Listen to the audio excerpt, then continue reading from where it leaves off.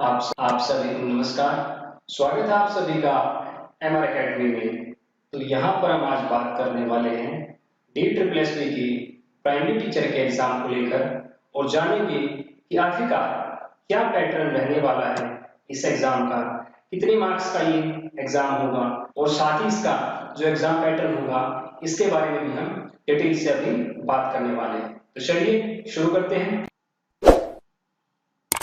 तो सबसे पहले हम बात करते हैं एग्जाम टाइप को लेकर। एग्जाम टाइप के अंदर एग्जाम टाइप जो होगा वो होगा आपका ऑब्जेक्टिव टाइप, यानी कि इसमें आपको एक प्रश्न के 4 ऑप्शन देखने को मिलेंगे। चारों ऑप्शन में से जो आपका सही ऑप्शन होगा उसे आप चुनेंगे। तो अब हम बात करते हैं कि DSSB जो है एग्जाम की लैंग्वेज क्या रखेगी। तो एग्जाम की जो लैंग्वेज होगी आपके लिए वो होगी बाइलिंगुअल, यानी कि हिंदी और इंग्लिश दोनों ही भाषाओं में आपको ये प्रश्न पत्र प्राप्त होगा। इसके बाद हम बात करते हैं टोटल मार्क्स की। टोटल मार्क्स की बात करें तो जो आपका पेपर होगा प्राइमरी टीचर का, ये कुल 200 मार्क्स का होगा, जो कि अपने आप में 2 पार्ट्स में डिवाइड होगा। और ये 2 पार्ट्स कौन से होंगे, तो चलिए देखते हैं ज़रा। तो ये 2 पार्ट्स जो होंगे, इसमें सबसे पहला जो पार्ट है आपका वो होगा general awareness, general intelligence and reasoning ability. इसके बाद अर्थमेटिक एंड न्यूमेरिकल एबिलिटी, जिसे आप मैथ्स कह देते हैं। इसके बाद हिंदी लैंग्वेज और इंग्लिश लैंग्वेज एंड कॉम्प्रिहेंशन। तो ये होगा आपका पार्ट 1, जिसमें कि आपको कुल मिलाकर 100 प्रश्न देखने को मिलते हैं। पार्ट 1 में ये जो 5 पोर्शन है ये सभी आपके 20-20 अंक के होते हैं और इन सभी के सही उत्तर देने पे आपको 1-1 अंक प्राप्त होता है। इन शॉर्ट आप ये कह सकते हैं कि 100 प्रश्न होते हैं और 100 प्रश्नों के लिए 100 अंक आपको मिलेंगे। इसके बाद जो पार्ट बी है वो है आपका subject concerned. Subject concerned teaching methodology. तो इसके अंदर जो है 100 प्रश्न 100 अंकों के होंगे और हर एक प्रश्न जो है वो 1 अंक का होगा। तो इस तरह से आपके पास ये 2 पार्ट बन जाते हैं, पार्ट ए और पार्ट बी, जिनके अंदर आपको पार्ट ए में जो है ये 5 भाग देखने को मिलते हैं। सबसे पहला आपका जीके हो जाता है, दूसरा आपका रीजनिंग, तीसरा मैथ, चौथा हिंदी और फिर ये इंग्लिश। ये सभी जो हैं 20-20 मार्क्स के आएंगे। और उसके बाद जो है आपका सब्जेक्ट कंसर्न टीचिंग मैथडोलॉजी। तो टीचिंग मैथडोलॉजी जो है ये 100 अंक का होगा। इसमें आपसे जो आपने अपनी डाइट में, जेबीटी में जो आपने 2 साल का टीचिंग का कोर्स किया है उसके अंदर जो आपने साइकोलॉजी पढ़ी है और उसमें जो भी आपने मैथडोलॉजी पढ़ी है टीचिंग को लेकर, उससे रिलेटेड जो है आपको क्वेश्चन देखने को मिलते हैं। अब हम बात करेंगे कि DSSB में नेगेटिव मार्किंग होती है। तो जवाब है यस, जी हाँ नेगेटिव मार्किंग होती है।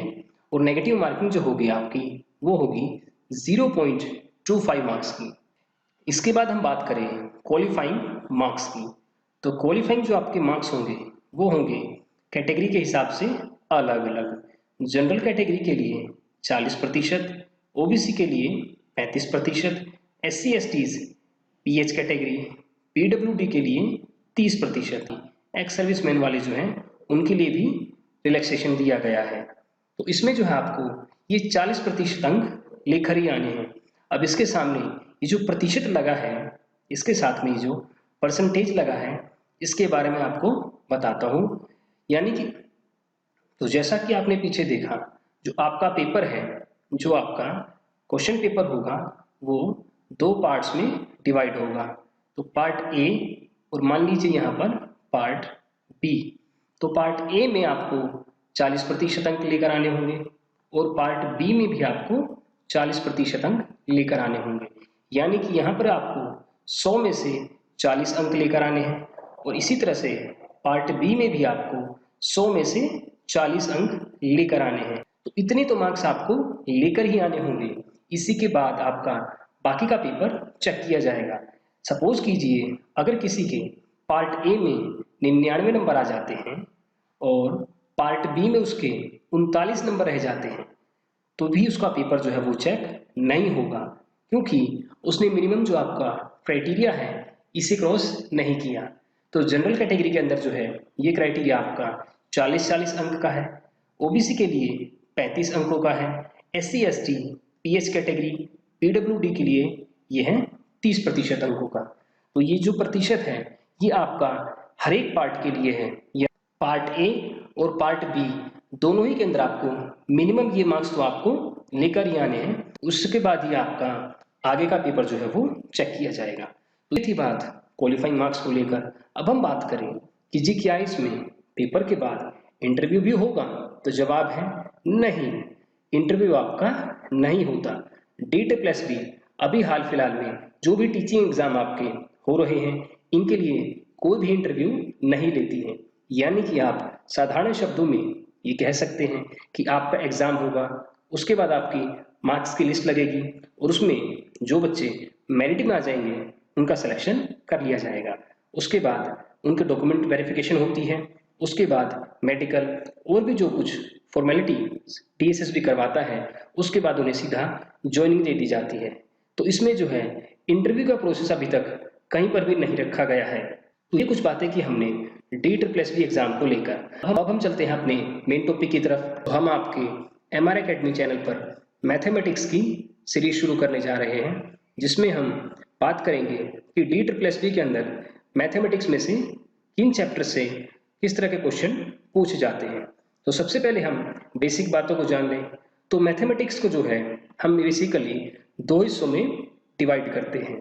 मैथमेटिक्स को हम बेसिकली दो हिस्सों में डिवाइड करते हैं, जिसमें सबसे पहले हम अर्थमेटिक और दूसरे नंबर पर एडवांस को रखते हैं। तो DSSB के अंदर बात करें तो प्राइमरी टीचर के लिए अर्थमेटिक का पोर्शन जो है वो आता है और एडवांस का पोर्शन जो है वो नहीं आता है। तो DEET+B प्राइमरी टीचर के लिए जो भी प्रिपरेशन कर रहे हैं वो सिर्फ और सिर्फ मैथ्स के आर्थिक वाले पोर्शन को ही तैयार करें, एडवांस वाले पोर्शन को तैयार मत करें, क्योंकि प्राइमरी टीचर के लिए सिर्फ अर्थमेटिक ही पूछा जाएगा आपसे। तो अब हम इसके अंदर अर्थमेटिक के कुछ चैप्टर्स को लेकर बात करते हैं। अर्थमेटिक के अंदर आप ये जो भी चैप्टर्स देख पा रहे हैं ये सभी चैप्टर्स में से DEET+B जो है क्वेश्चंस पूछती है।